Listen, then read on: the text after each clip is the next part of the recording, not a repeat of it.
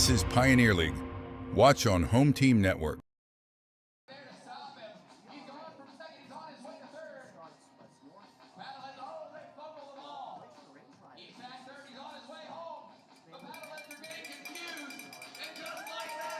Good evening, ladies and gentlemen, and welcome to Missoula, Montana for Pioneer League Baseball. My name is Scott Gladstone. So excited to have you along for the ride as today the Glacier Range Riders take on the Missoula Paddleheads in Game 2 of a 3-game series here in the Garden City. Should be another good matchup between the two sides. It was a 10-7 decision last night that in the end went in favor of the home side, the Missoula Paddleheads. The Range Riders had a clunky kind of performance in terms of hitting the strike zone as well as terms of defensive plays made, a myriad of errors that helped lead to some unearned runs. And again, those walks and those free passes, 13 in total, that really hurt Glacier.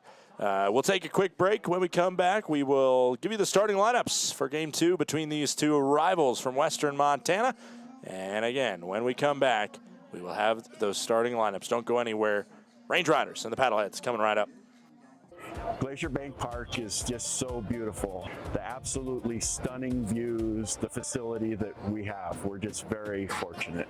This is a place where people can gather throughout the community. The location of the park itself is centrally located within the valley, and as such, it keeps everybody coming from all the different municipalities throughout the valley, and really it's just a hub for the community to meet. My favorite thing about coming to the ball field is seeing old friends, seeing the beautiful complex, and the staff, how friendly they are. They greet us with friendliness, and the seats are awesome.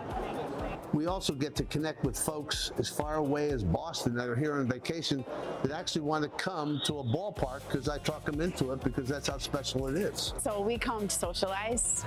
We love our group and we just have a really good time. Of course, we like watching the game too. And we like to win.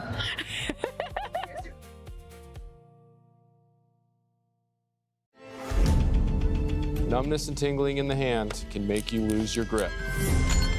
Hi, I'm Dr. Nate Fogel. I'm an orthopedic surgeon and hand specialist here at Logan Health. Repetitive actions can lead to a condition called carpal tunnel. Left untreated, these symptoms can interfere with your daily life. Our fellowship-trained hand surgeons offer patient-specific care to help you regain control. Here's to getting a grip on life.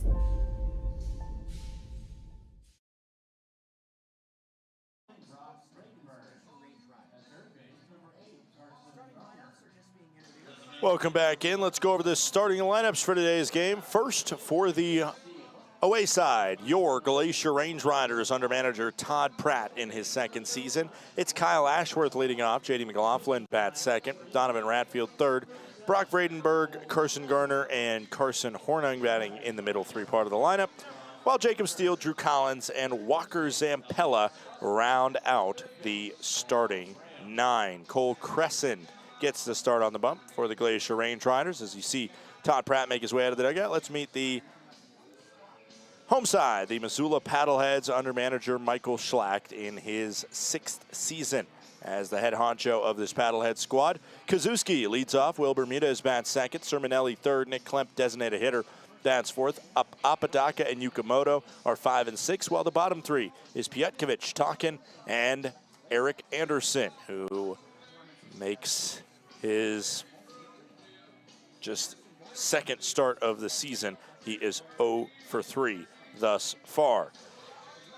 We will take one more quick break as Cole Crescent prepares to finish up his warm-ups here. When we come back, we'll have our national anthem and first pitch from Ogren Park. Do not touch that dial.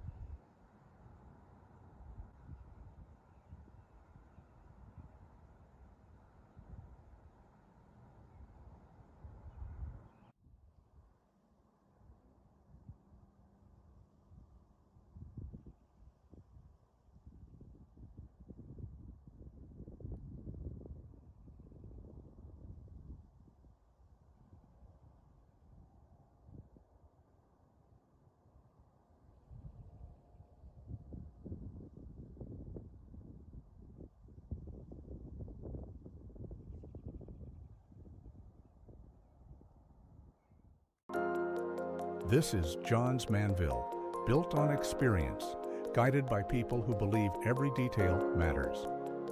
We manufacture commercial roofing systems with purpose, combining performance, protection, and long-term reliability. From the science behind our products to the trust earned on every job, we focus on what lasts and what comes next. Steady leadership, proven performance. Johns Manville Commercial Roofing Systems.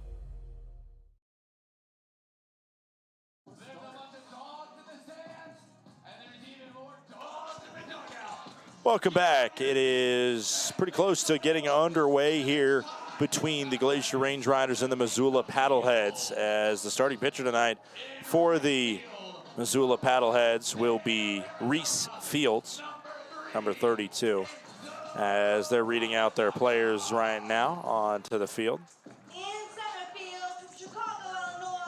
Let's go over some of the scores from last night, as we got finals from everybody except for Great Falls, where in the 9th inning a rainstorm took over, and so they didn't get a final score, but that was after a game-leading home run from the Billings Mustangs. If I was Great Falls, I would not be super thrilled about how that all went down, it seems. Ogden beat Idaho Falls. They start the second half 1-0. Boise beat Red Pocket 3-2 on a walk-off single.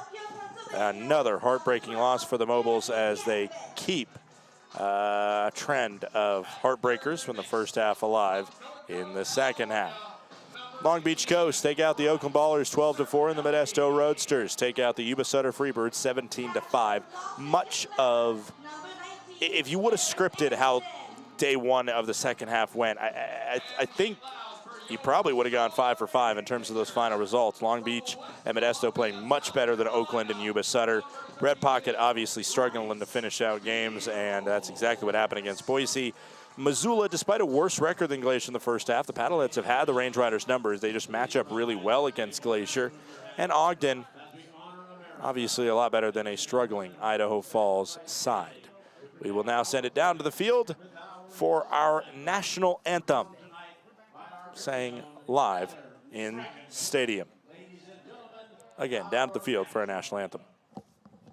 Oh, say, can you see by the dawn's early light what so proudly we hailed at the twilight's last gleaming, whose broad stripes and bright stars through the perilous fight o'er the ramparts we watched were so gallantly streaming, and the rocket's red glare, the barns bursting in air, gave proof through the night that our flag was still there.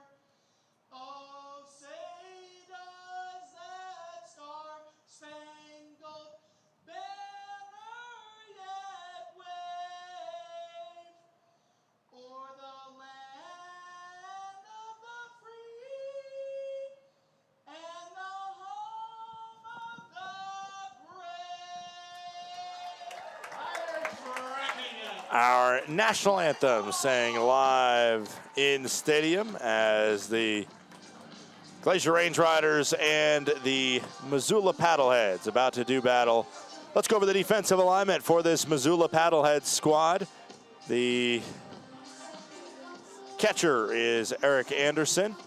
Over at third base, it is Bryce Sermonelli.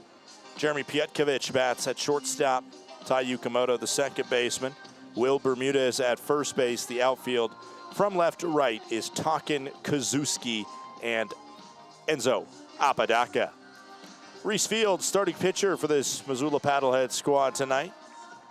Reese Fields has been one of their better arms, used a little bit out of the pen as well as a starter. This is his 5th start. He does have 1 complete game. He has 9 appearances out of the pen, a 3.59 ERA, 1 complete game, and he has 49 strikeouts in 42 2/3 innings.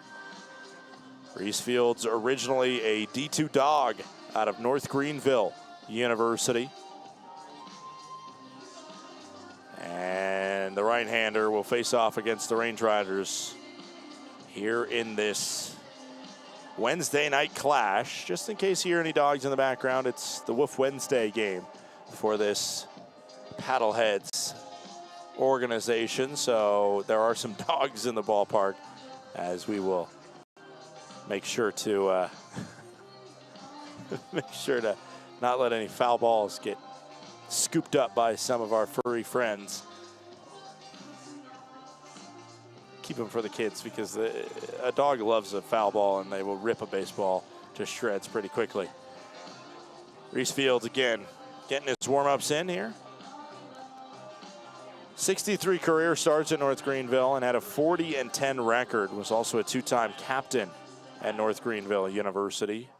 We'll throw around the low 90s in terms of miles per hour. And up steps Kyle Ashworth.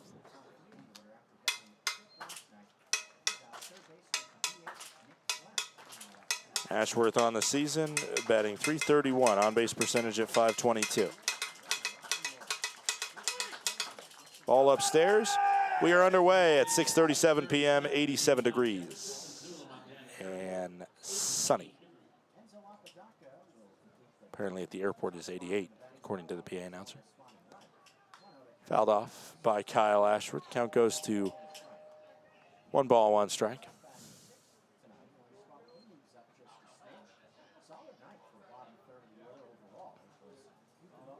One ball, 1 strike, nobody out.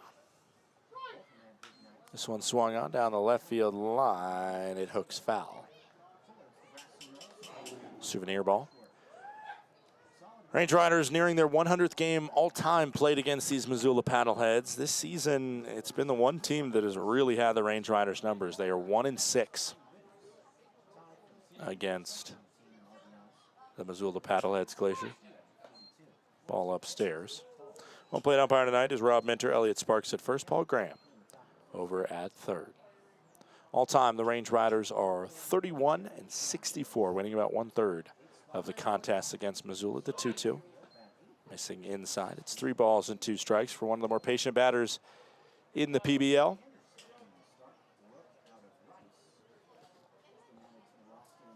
Three balls, 2 strikes, nobody out. Top of the first inning. Payoff pitch coming from Fields to Ashworth, and it's ball 4 and a walk issued. It's a good call by our home plate umpire. Did miss downstairs at 94 miles per hour. Up comes J.D. McLaughlin now. New faces the Range Riders have not faced off against today. Tonkin in left field. For Tonkin, just his first start of the season. First pitch, a ball, low and away, and a challenge. And that was not a smart challenge. I don't know what. It's a ball, and it will be confirmed as such. Just low and outside. Last night, Missoula used their challenge in kind of reckless spots. The Range Riders did a couple innings later, and clearly Eric Anderson not taking notes during last night's game. As that one misses low and away, and it is 2-0. Down to 1 challenge remaining. Just fascinating. It's the opening pitch of an at-bat, and I get it. You walked the opening guy, but it doesn't make sense, especially in a pitch that clearly wasn't obviously a strike, because as this one flared foul, because it was not overturned. If you're going to challenge one in the first inning, it should either be a very huge decision pitch, or it should be obviously a strike. And clearly it was neither. 2 balls, 1 strike after the foul ball. So immediately Missoula down to 1 challenge remaining. And we'll see how much that hesitates them in the next couple innings to try and challenge again. They lost both their challenges in one inning, and it was an inning in which they scored 4 runs. They didn't need the challenges because there was enough balls being thrown. And then finally the inning got ended on a pitch that should have been challenged because it would have kept the inning alive. 2-2. Out towards right field, down for a base knock, and skips awkwardly into Apodaca. And smartly, Ashworth scoots to third base on it. That one hit 98 off the bat of J.D. McLaughlin. Runners on the corners now with nobody out. Range Riders scored 3 in the first, in big part thanks to this man, Donovan Ratfield, who steps up to the plate.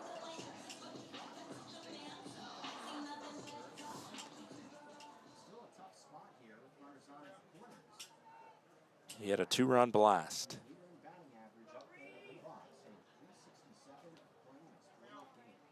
in the first inning, and now he'll see a ball outside. Count goes to 1-0. Reese Fields, who has been on a very good trend of starts for him, right now under some pressure early. Range Riders would love to get to him. His 13th pitch since starting this contest. Seen down the middle for 94-mile-per-hour fastball and strike 1.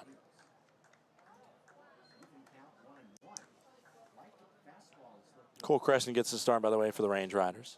Yeah, I mentioned that in the early going. 1-1. Swing and a miss. Went fishing on that one. Count goes to 1-2.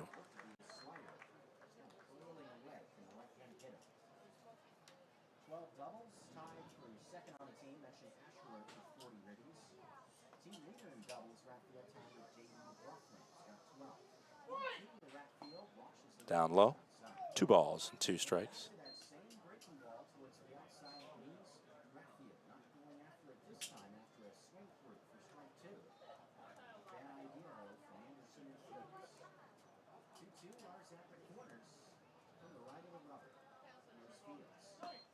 This one called strike 3. Ratfield knew it. 1 out, top of the first inning. Not a time where the Range Riders wanted to strike out because it leaves a runner at third with a sacrifice opportunity open. Even Ratfield, who has grounded into the most double plays of Range Rider batters this year, would still love to be able to play to run on a ground into a double play if that's what it took. 1 out, top of the first inning.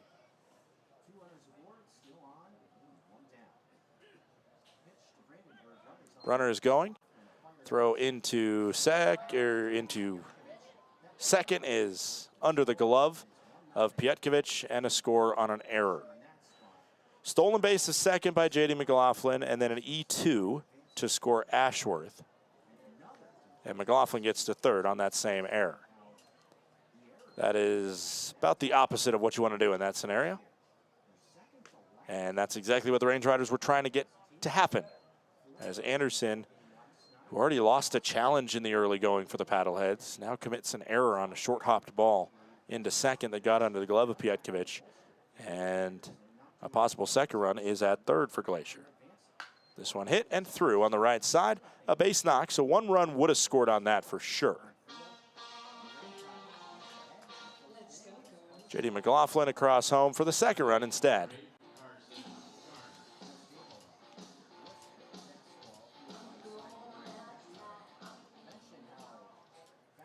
Up comes Carson Garner, 2-0. Range Riders lead off the error. And the RBI single. Bradenberg now on first. As a breaker hits the zone, count goes to 0-1.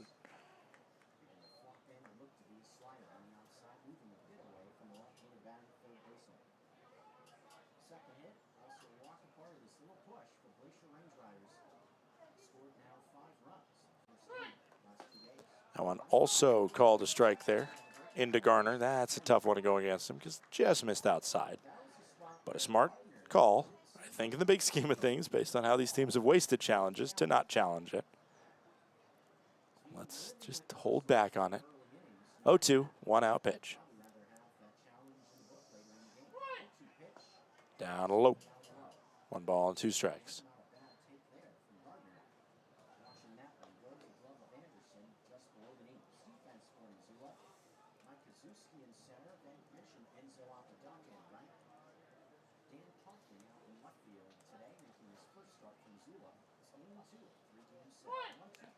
This one hit on the ground, a chance for two.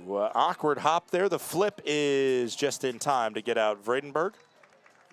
And they're maybe lucky that they got one there because of that weird hop to Piotkovic that the dirt did not play kindly.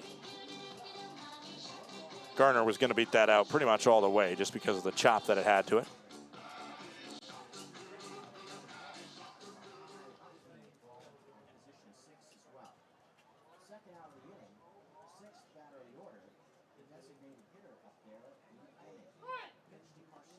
One misses. Good block by Anderson. Count goes to 1-0. Carson Hornung up at the plate now. Hornung batting .295, 2 home runs, 26 RBIs.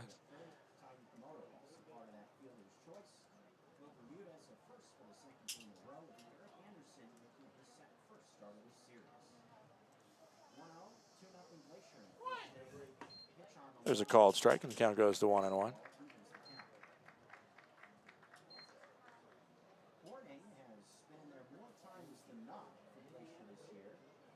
One ball, one strike.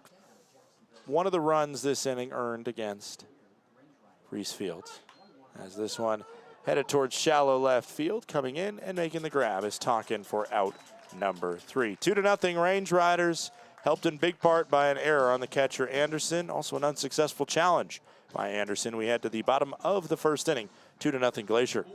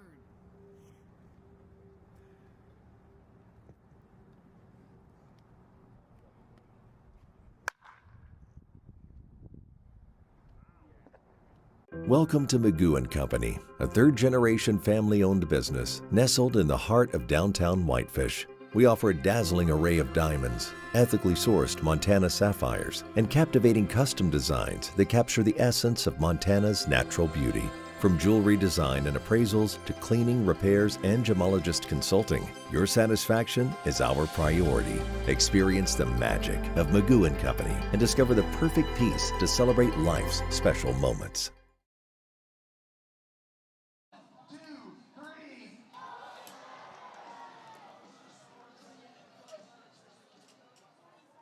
Welcome back in. Scott Gladstone with you at the bottom of the first. Let's go over the defensive alignment for the Glacier Range Riders. Donovan Ratfield is behind the plate. Over at third base, it's Carson Garner, Jacob Steele, the shortstop, Walker Zampella at second, and Brock Vredenberg is the first baseman. The outfield from left to right, Drew Collins, J.D. McLaughlin, and Kyle Ashworth.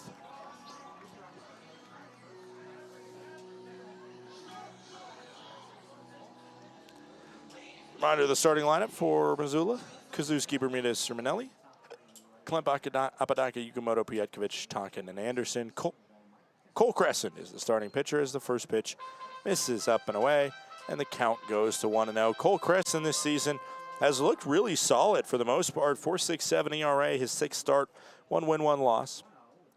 And he has 16 strikeouts to 7 walks. Ball downstairs, count goes to 2-0. Walks doomed the Range Riders last night. And a 3-0 start is not what you want to see here, following up that performance last night.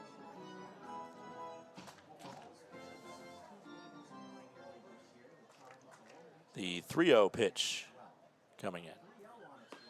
Get me over pitch is ball 4.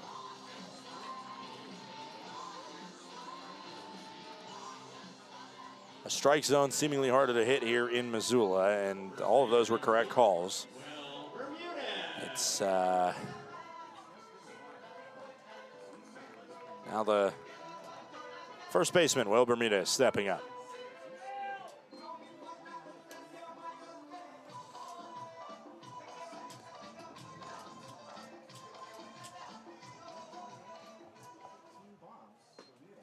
Called strike on a nice slider to make it 0-1 on Bermudez. From Whittier, California, Will Bermudez finished up his career at UC Irvine, 5'8", 185 pounds. One of the shorter true first basemen. I guess he's not a true first baseman. He's kind of a flex utility player. That's that one also in the zone at 79. Count goes to 0-2.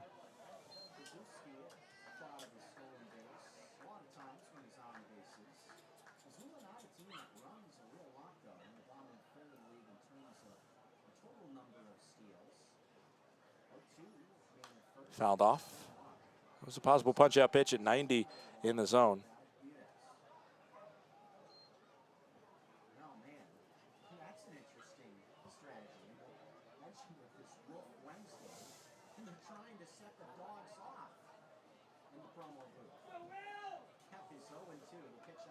O2 is also fouled off. Range Riders, part of the walk troubles yesterday is they couldn't find that punch-out pitch. Ricky Tippett struggled with it in the second inning. And pretty much throughout the night, it was a struggle to be able to finish off these Missoula batters. This one hit over to first. It is foul. 3 straight 0-2 pitches, all delivered in the zone, and all fought off by Bermudez.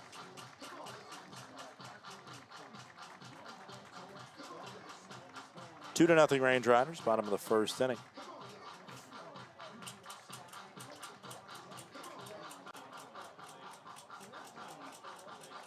The 0-2, no out pitch.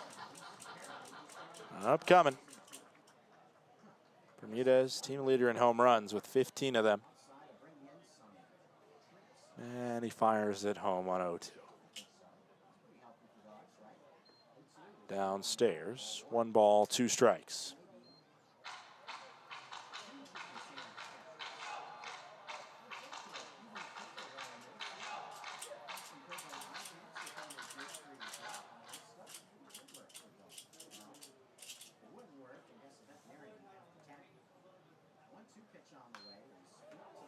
Fouled off again by Bermudez.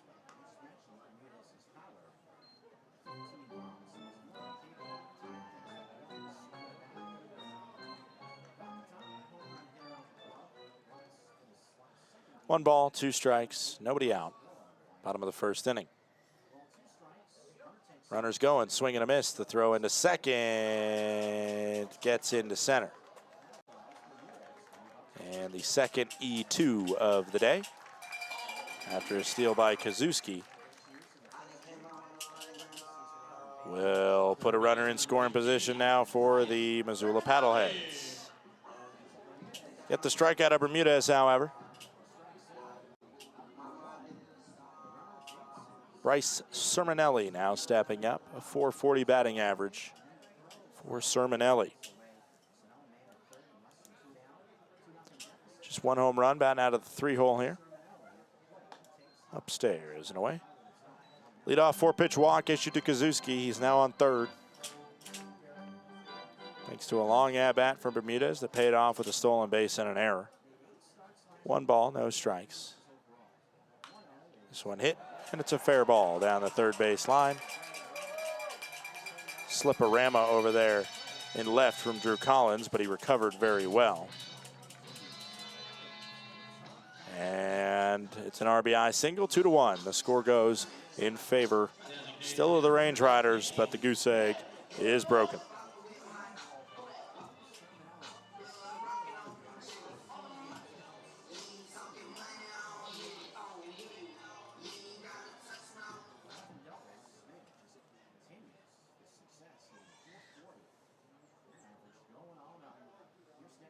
First pitch misses up and in on Nick Klemp.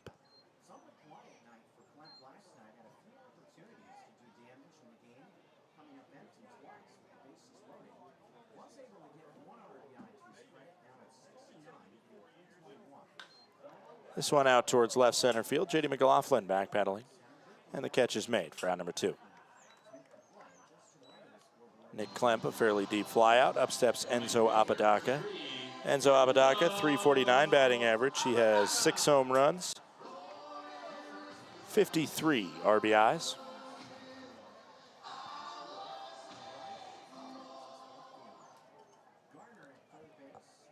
Apodaca had a triple last night, but he also has a lot of infield singles. He had one of those last night as well. He can scooter, as that one is called a ball, despite dropping through the zone. 1 ball, no strikes, 2 outs. Sermonelli on first. Now on the ball outside.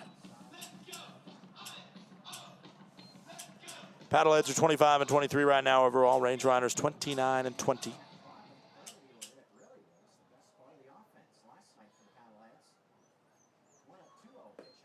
A called strike at the lower cut. Count goes to 2-1. Crescent gets the call there. It was correct, but just barely scraping the bottom of the zone. That one was further low than the initial pitch. That one in the zone as well, and it is 2-2.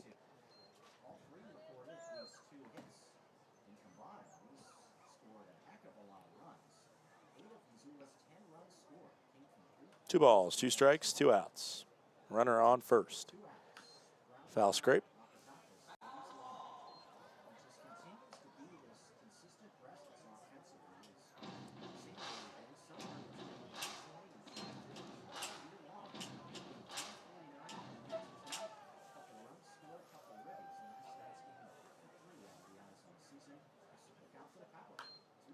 Lifted foul again. That one corrals around.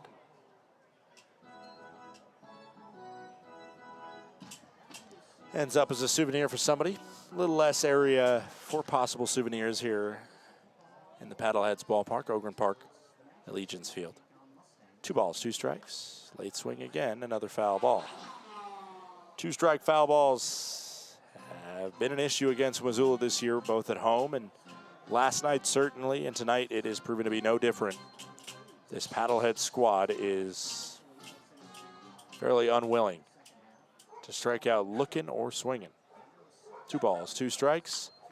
Out to center field. J.D. McLaughlin crashing in and making the grab on the run for out number 3. Range Riders allow 1 unearned run thanks to the error by the Range Rider catcher Ratfield on the steal by Kazuski in the leadoff 4-pitch walk. We head to the second inning, 2-1 in favor of the Range Riders.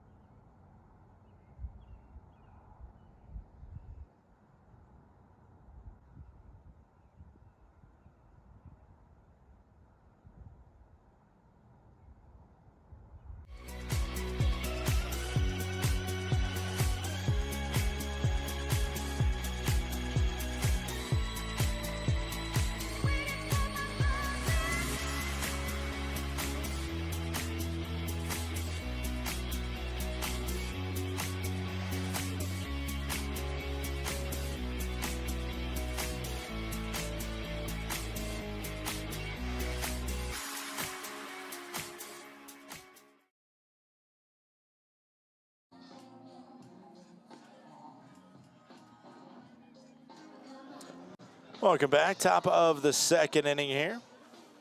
Glacier Range Riders currently with a 2-1 lead over the Missoula Paddleheads.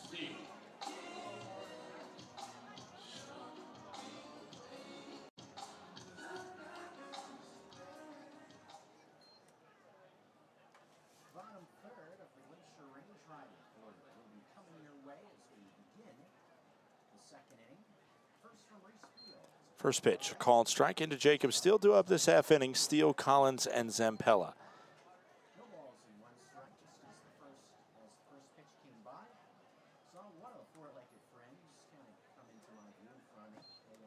One call the ball. 1 ball, 1 strike.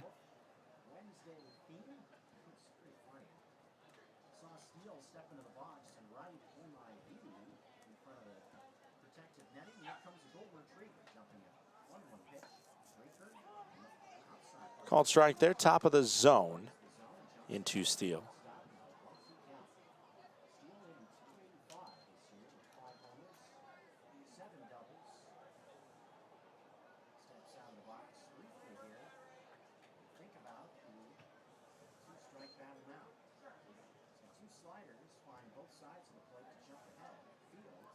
One-two pitch with nobody out. Called strike 3. Challenge, and correctly so, by Steele. Don't love the situation, but it is correct.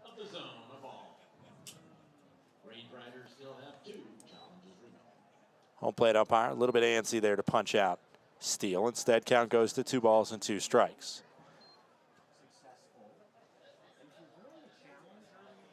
That lower inside corner, whether it's inside or outside, you got to think that that's one of the better looks that a batter has, because they can almost look over the top of the ball and see if it's not over home plate. And even if they're not straight over the top, with their angle, if it still doesn't look like it's overlapping with the plate, then probably isn't. This one hit up the middle, and a couple funky hops before Pietkovich fields and throws for out number 1. 1 out as the Range Riders go 1 for 1 on challenges, but in the end, fruitless.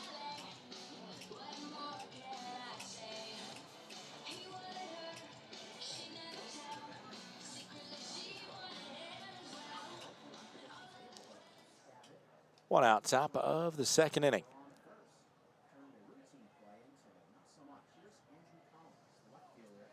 First pitch in.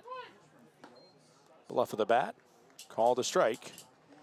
That's another one that could have been challenged and overturned to a ball, but it was close. Count goes to 0-1. This one fouled off. Count goes to 0-2. Drew Collins on the season, batting .282. He has 2 home runs, 22 RBIs.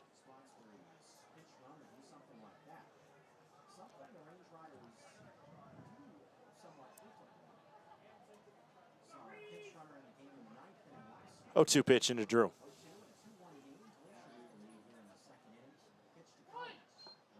That one pushes the count to 1-2 as a miss downstairs. 2-1, Range Riders lead here. 1 out, top of the 2nd. Base is empty for the speedy Drew Collins. This one hit on the ground, maybe a broken bat. Fielded by Yukimoto and thrown to first for out number 2.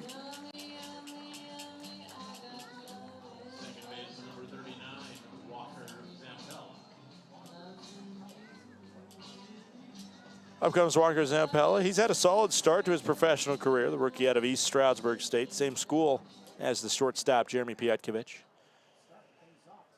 7th start of the season, batting .312. And seeing a first pitch strike on the inner cut. Count goes to 0-1.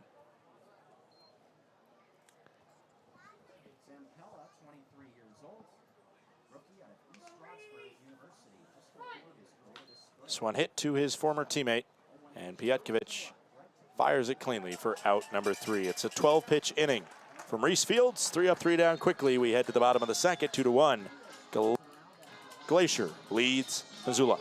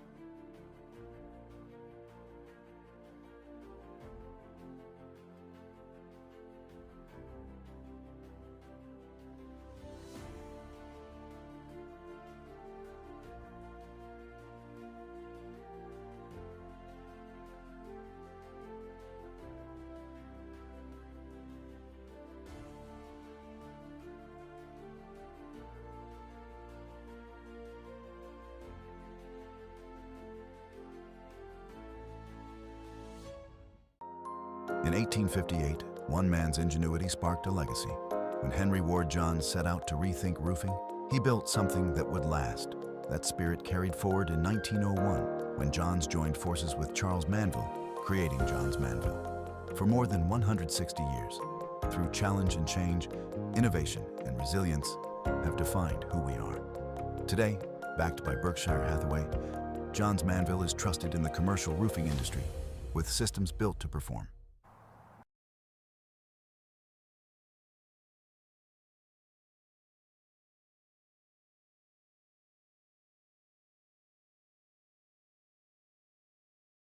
In that first inning, allowed 1 unearned run.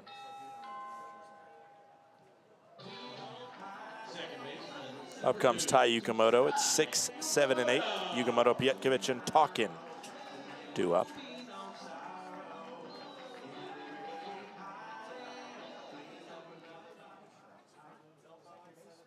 First pitch upstairs, and the count goes to 1 ball and no strikes.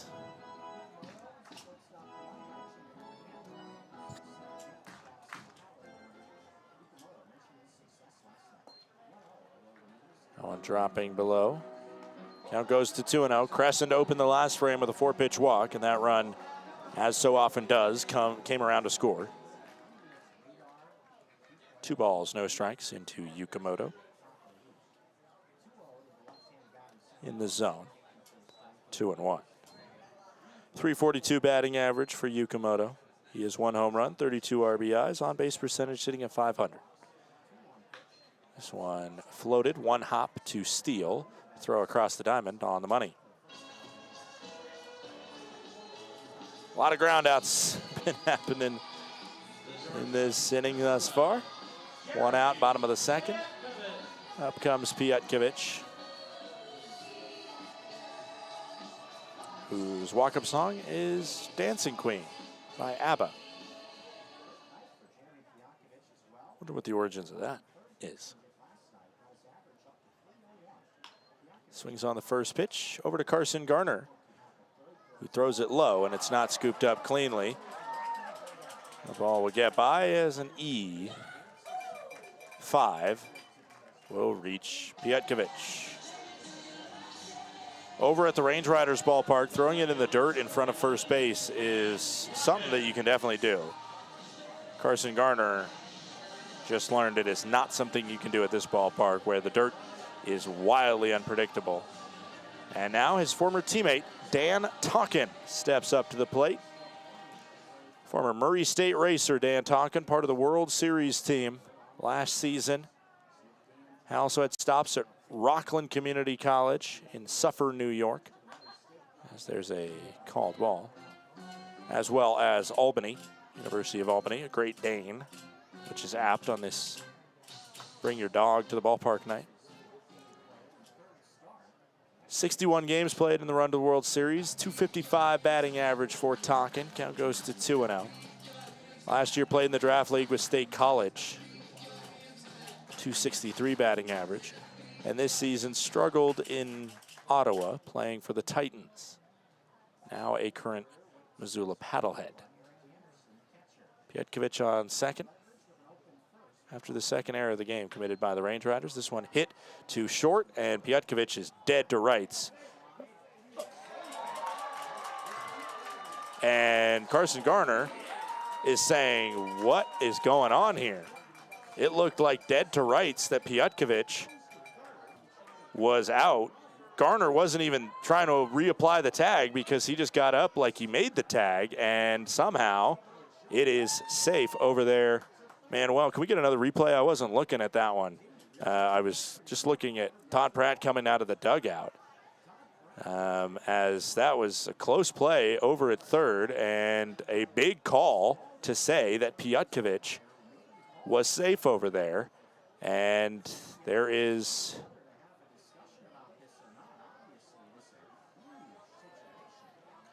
Todd Pratt still arguing, as they're not going to put him out. The thing is, too, is there's also an out of the baseline, as you see Garner, how upset he is with that. Pietkovich, I mean, he touched the foul line, I think, before he touched the plate. So there's also a comment on how far can you get outside the baseline when avoiding the tag here. As we look down there, it looked like he was tagged pretty clearly. I don't know what our umpire over there in Paul Graham was seeing to see him make that call. As I think Todd Pratt just got ejected from this contest.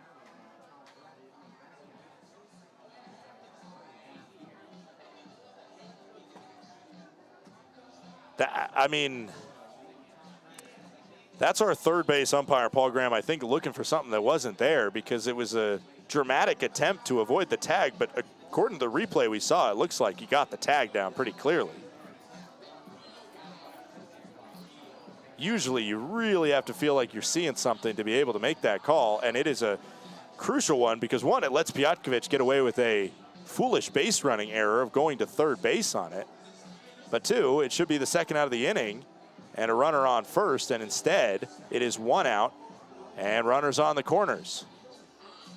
Todd Pratt has departed this game early in I believe, his first ejection of the contest.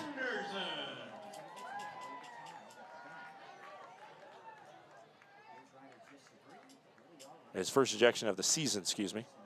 And maybe of his Range Rider career. I cannot remember him getting ejected. I know there was warning is issued and he was almost ejected in the contest at Billings, but that is the first time, I believe, in his Range Rider career that he's been tossed from a contest. This one misses inside. We'll see if this sparks the Range Riders because that was a really rough call.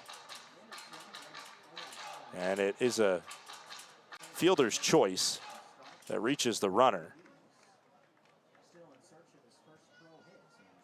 Wow. Popped up, sky high, shallow center field. We'll see if it comes back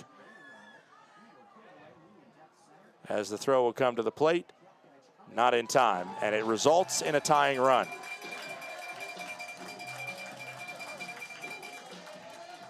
A mistake by the umpires follows a mistake by Carson Garner. That allows Piotkovich to score unearned. Sacrifice fly by Anderson.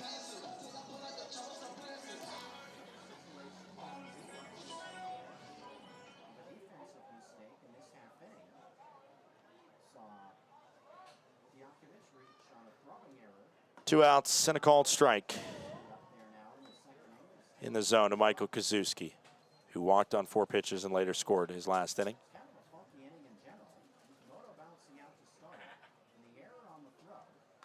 Fouled off.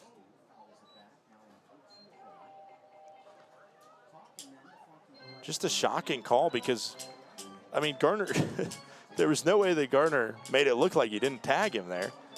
He made the tag and then he got up to see if there was a play to make it first as well because he knew he had the tag down and then was flabbergasted at the fact that that was not a called out. 1 ball, 2 strikes, 2 outs, and then the most nonchalant of ejections apparently by our umpiring crew. As this one popped up, sky high down the left field line, a long run. Garner can't make it. It was a long run for everybody, and it got into a weird move for him to have to make it at the last moment.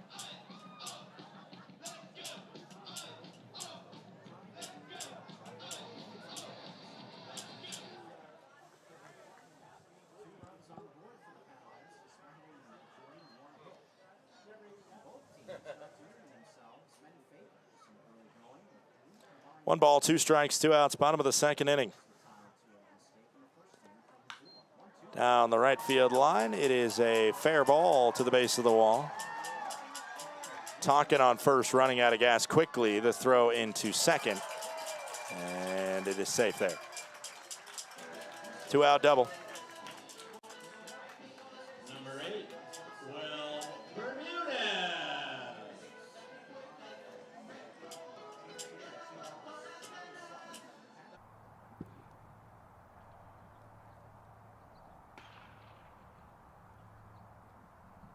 theory, at out number 3 right now. We'll see if it continues.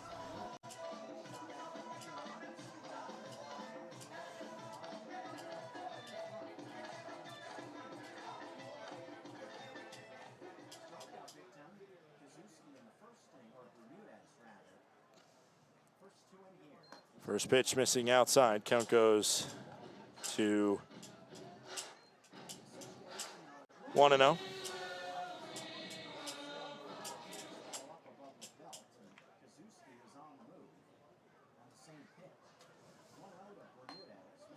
There's a ball. It's 2-0.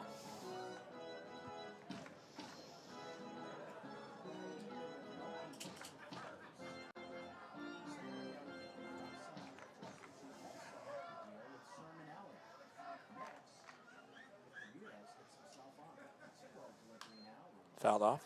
2 balls and 1 strike.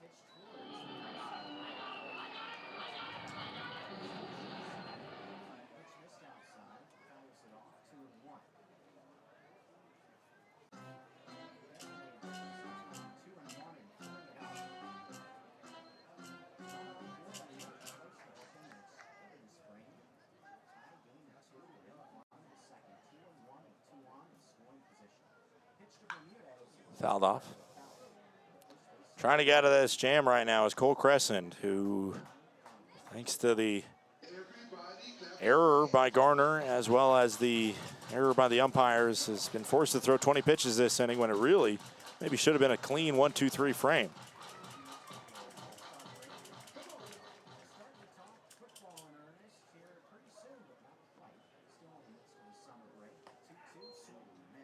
And that is a swing and a miss and strike 3.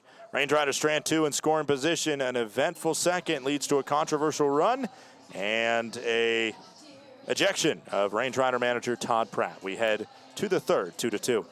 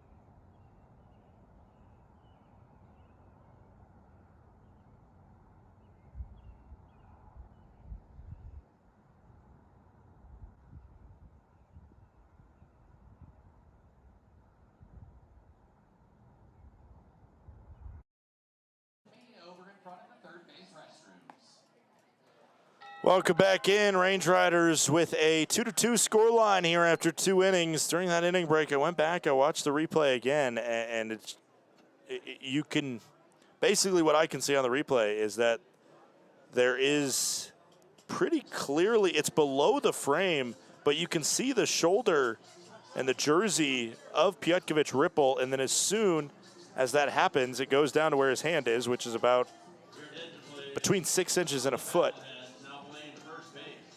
from first base, as Will Bermudez apparently has exited the contest. Hopefully he's okay. It is Andy Arena that takes over at first base. First pitch, a ball into Kyle Ashworth.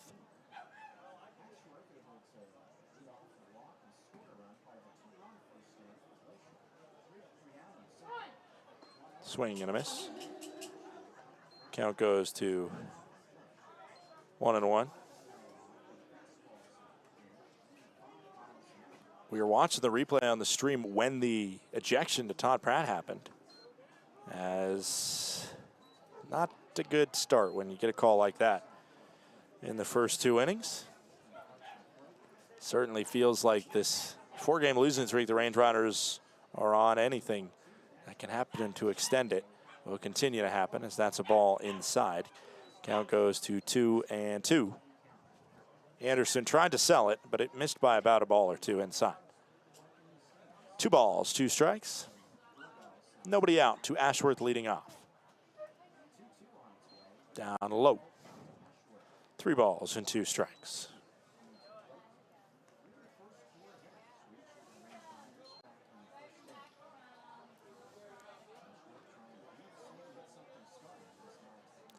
Three-two, no out pitch.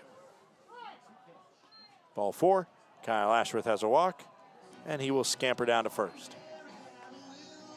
Tell you what, the last time I saw an umpire mistake lead to an ejection, which was a continuation from the end of the Thursday night contest between Red Pocket and Billings, where clearly with the bases loaded and a 1-run lead for Red Pocket, the ball clipped off the heel of a base runner, which should have made that base runner out and ended the contest. Instead, the umpires completely missed that right in front of him, and it ended up being 2 runs home to give the win to Billings. And the umpires talked about it, and they still conferred that it was no touch of the base runner. And Red Pocket, of course, came out afterwards with multiple angles, as the home plate umpire said that that was a swing by JD, as he asked the first base umpire, who, of course, will back up his home plate counterpart. 1 ball, 1 strike, nobody out, top of the 3rd. If your first base umpire is down there, usually you see guys opt to ask him. The 1-1. Runner's going. Bluff of the swing, the throw into second, and it is out at second base. Apparently not avoiding the tag on that one was Kyle Ashworth, but maybe if he flailed dramatically around it, maybe he would have got a safe call.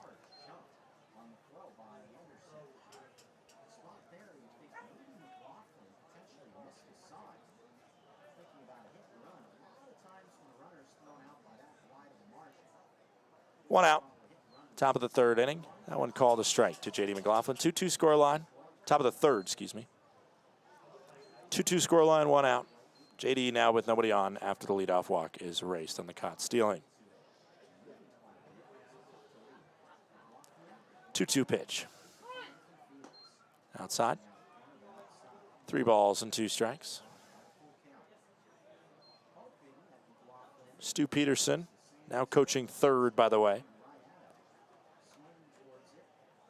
Stu Peterson, I don't think he's coached 3rd since the 2nd season, as this one nubbed towards Fields, who throws overhand to first for out number 2.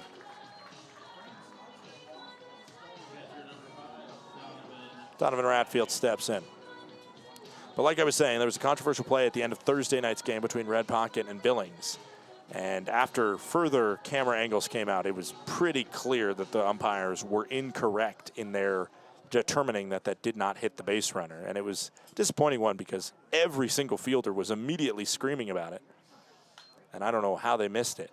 And there was an ejection that happened at the plate visit between the 2 managers the next game when Great Falls was playing Red Pocket, and they were the same umpiring crew.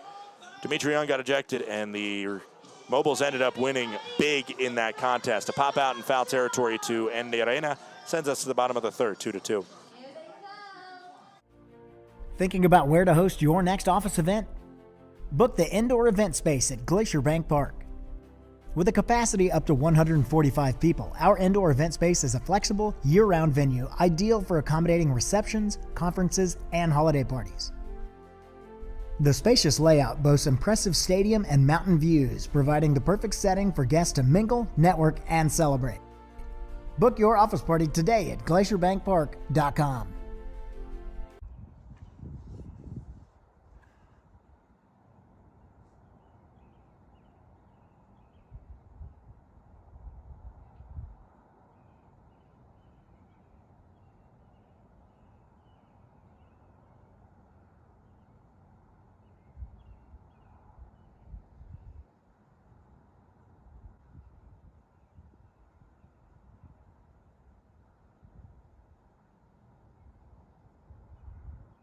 Innovation has always been at the core of Johns Manville. From advanced testing labs to real-world job sites, we rethink what roofing can deliver. Through science, precision engineering, and decades of real-world experience, we engineer commercial roofing systems that deliver lasting performance.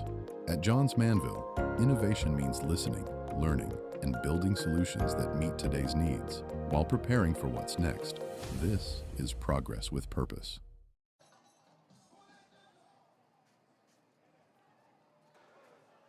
Dogs on the dugout as we move to the bottom of the third inning. 2-2 scoreline. I do think we got a Range Rider fan there, at least walking their dog. Bryce Sermonelli steps in. Sermonelli is 1 for 1 with a single into left. This one headed towards second, where Zampella fields and throws for an easy out.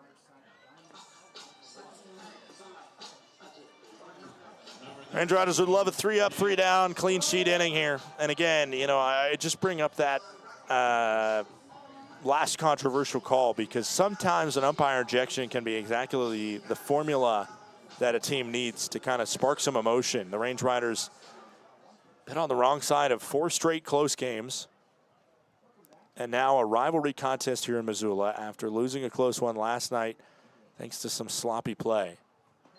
You got to think that if there is anything that can spark the squad, maybe an ejection of their manager, who rarely does get ejected, Todd Pratt. Maybe, just maybe that could be it. The 1-0. Up the middle, base knock by Nick Klemp. 102 off the bat, right next to Crescent.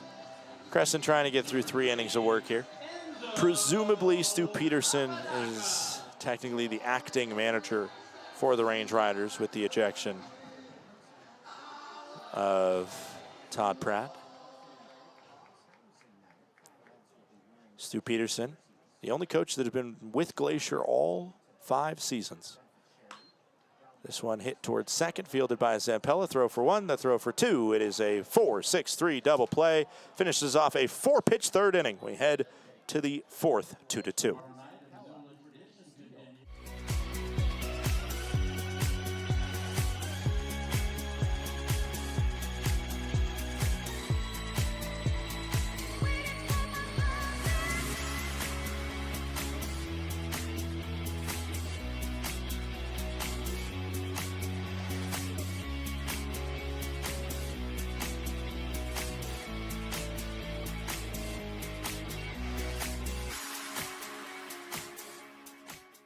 Welcome to Magoo & Company, a third-generation family-owned business nestled in the heart of downtown Whitefish. We offer a dazzling array of diamonds, ethically sourced Montana sapphires, and captivating custom designs that capture the essence of Montana's natural beauty. From jewelry design and appraisals to cleaning, repairs, and gemologist consulting, your satisfaction is our priority. Experience the magic of Magoo & Company and discover the perfect piece to celebrate life's special moments.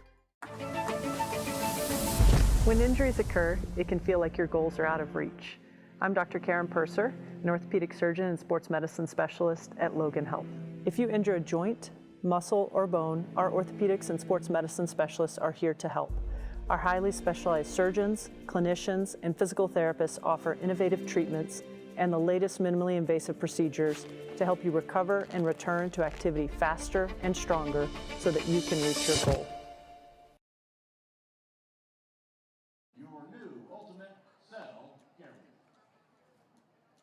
Welcome back. Top of the 4th inning. Glacier Range Riders and the Missoula Paddleheads tied at 2-2 here through the first third of the contest.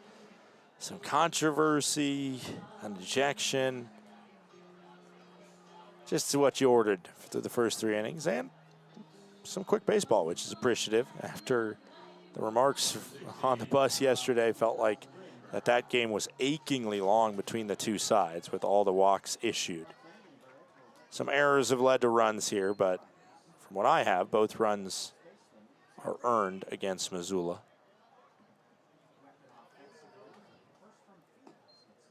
First pitch misses inside to Brock Vredenberg, who has an RBI single today.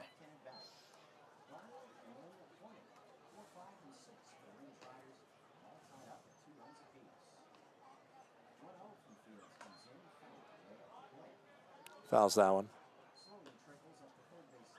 1 ball and 1 strike.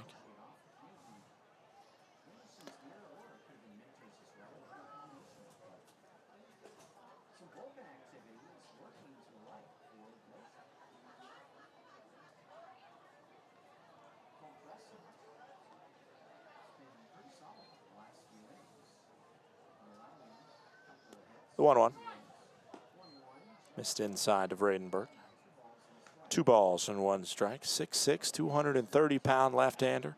Originally from Pasadena, California. Obviously LA area, side of the Rose Bowl. This one flared foul. Count goes to 2-2. Dad a college football player, mom a college soccer player. His dad was an offensive lineman at San Diego State. Actually, maybe unconfirmed offensive, maybe just a lineman. Don't know if I'm remembering correctly. 2-2. Ball up and in on the hands of Vredenberg. 3 balls, 2 strikes, nobody out.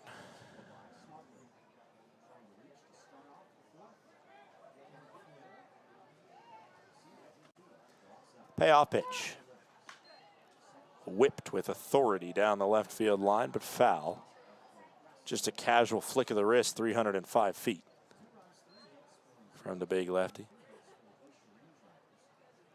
Interested in a lot of mid-major California schools. That's mostly where he was fielding calls out of high school, Vredenberg, as this one up the middle for a base knock. But he wanted to go to a Power 5 school or a Power 4 school or whatever it was at the time. Hard to keep up with what we're calling conferences now. He wants to go to a power school, and so he emailed every single power school. And eventually, Michigan State said, okay, 6'6" guy, family of athletes. Yeah, maybe we should give this guy a chance. Pretty good ball player. And it worked out phenomenally. He had an over 400 batting average. Home runs galore his final season at Michigan State, where he got drafted into the Phillies system.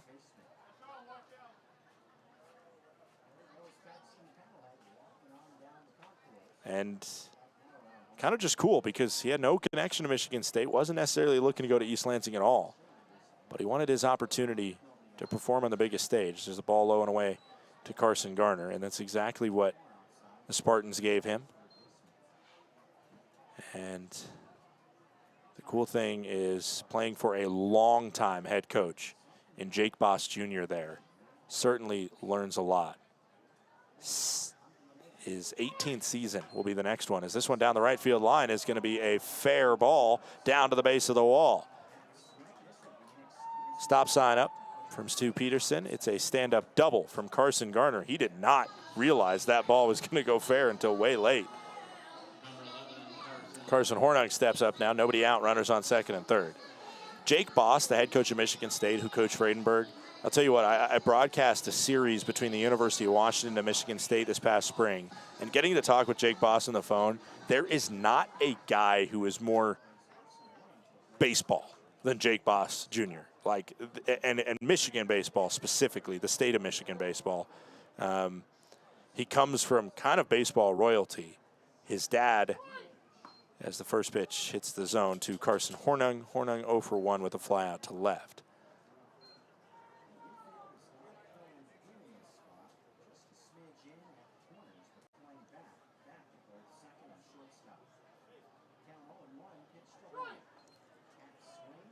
There's a ball. Did he go? Count goes to 1-1.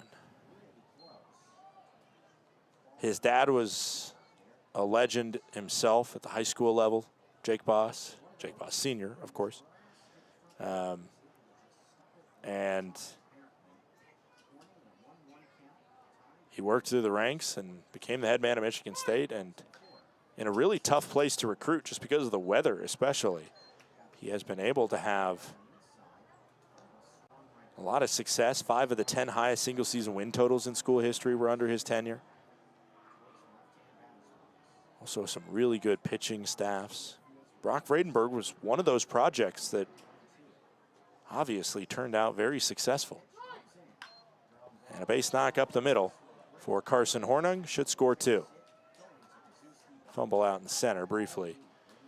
Carson Hornung, 2 RBI single. Vradenberg and Garner score as the Range Riders string together 3 hits, a single, double, and a single to make it 4-2 in front.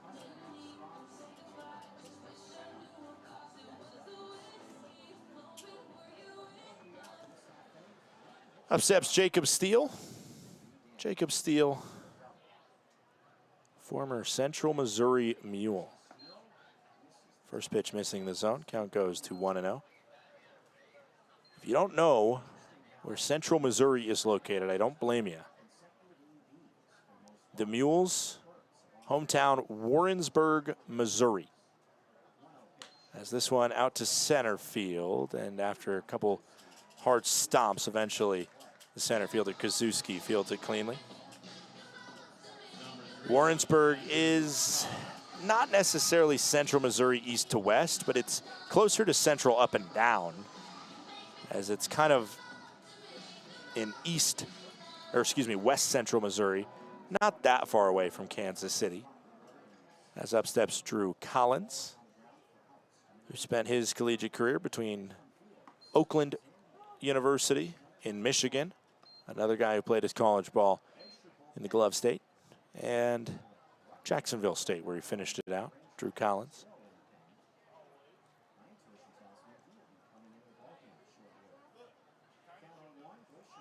Square and a bunt, pulled it back. Count goes to 1-1, 1 out. Top of the 4th inning, Collins has a ground out to second. Oakland University can be deceiving. I remember the first time I heard of it because they were playing an important basketball game of some sort. They do have a very good men's basketball program there. And I was like, you're telling me that's not in California? Pitch misses inside. Count goes to 2-1. No, it's in Rochester, Michigan. And the reason why it's called Oakland University is because the county that it is in is Oakland County, Michigan. Hornung on first, former Jacksonville State teammate. After they both finished their stops at the first school, they headed to a second school. As this is a good play by Yukamoto to drive on that one. He couldn't get the out of Hornung at second, so Hornung will advance to second on the ground out. Good job by Collins to just make contact, do a job, at least advance the runner on that one. And with his speed, Yukamoto had to be able to crash that one, because if he waited for that one to come all the way to him, I don't know if he's going to get out Collins with his speed. Ground out to short for Walker Zampella. First pitch strike to Zampella. Mentions Zampella and the shortstop for the Paddleheads, Pietkovich, both played college at East Stroudsburg State University, which is in Pennsylvania, closer to New York than it is to Philly, about a little bit north of Allentown, Pennsylvania, if you know it. Kind of between Allentown and Scranton. And I'm guessing if you were flying in, the easiest place to fly in would probably be Newark Airport in New Jersey. 1 ball, 1 strike. 2 outs. Top of the second inning, D2 school, where Zampella and Pietkovich play. Hornung safe at second, as Pietkovich tried to get him out there.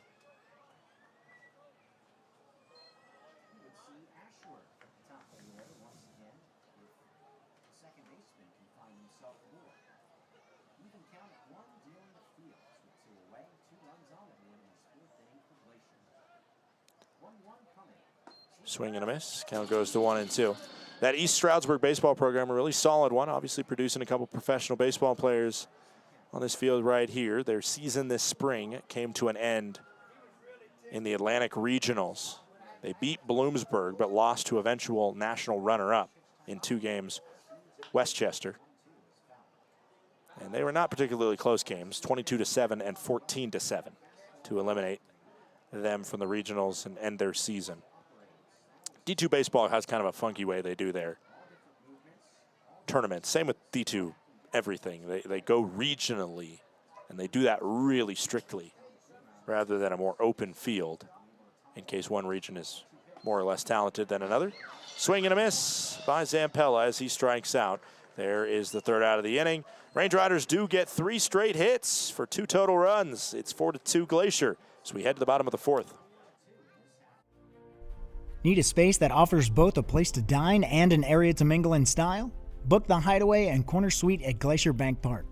You and up to 50 guests will enjoy full catering services in the Hideaway, and incredible mountain views and comfortable furnishings in the luxury Corner Suite. This versatile combination offers a space to dine and a place to relax, creating the perfect arrangement for guests looking to mingle, network, and celebrate. Book your office party today at glacierbankpark.com.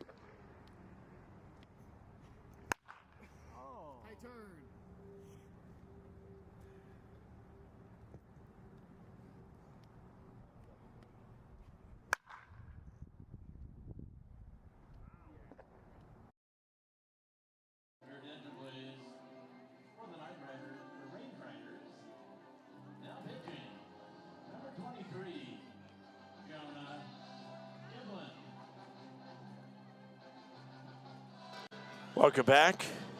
We are in the bottom of the 4th inning. Glacier Range Riders currently with a 4-2 lead over the Missoula Paddleheads.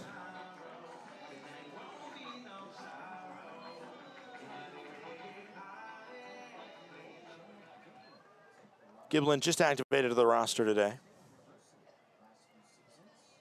as he will step off the bump due to the umpire needing something on that first base side.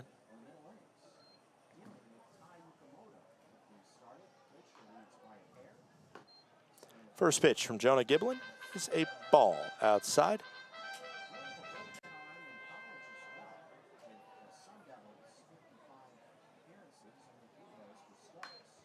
This one hit down the third baseline. It is foul. Count goes to 1-1. Happy to see Jonah Giblin back out there. He spent a long stint on the IL, just activated today.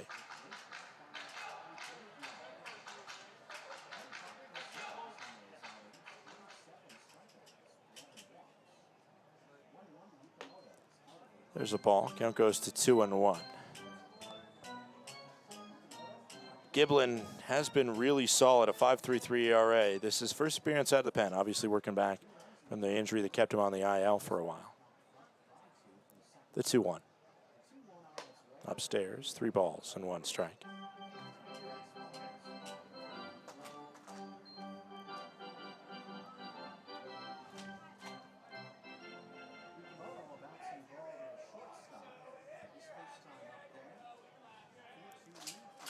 Three-one pitch, hit on the ground towards first, and the deceiving dirt here in Missoula leads to that one trickling by Brock Vredenberg for, we'll see what it gets scored as.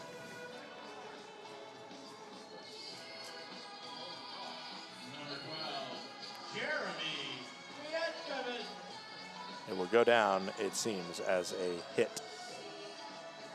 95 off the bat. That's probably one where you wish Vredenberg would have put his body behind it to block it.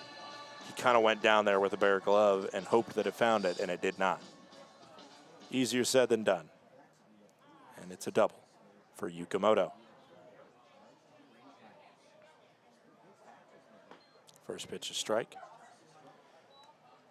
Count goes to 0-1.